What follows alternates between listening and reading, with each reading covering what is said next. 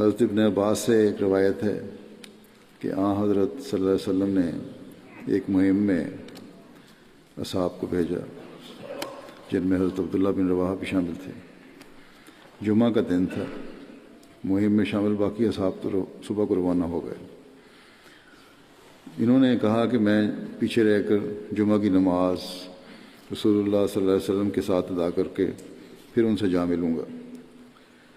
حضور صلی اللہ علیہ وسلم نے جب دیکھا ان کو کہ مسجد میں موجود ہیں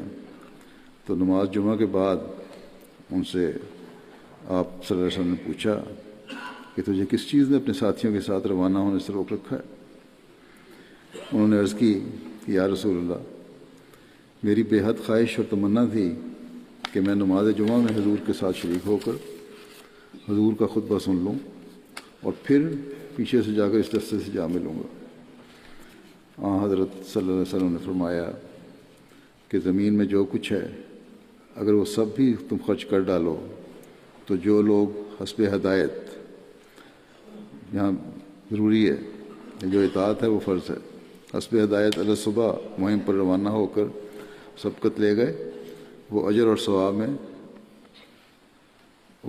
ثواب تم ہرگز نہیں پا سکتے۔ اس کے بعد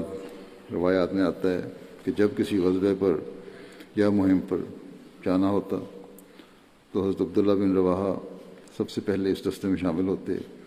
اور سب سے آخر میں مدینہ واپس لوٹا کرتے تھے۔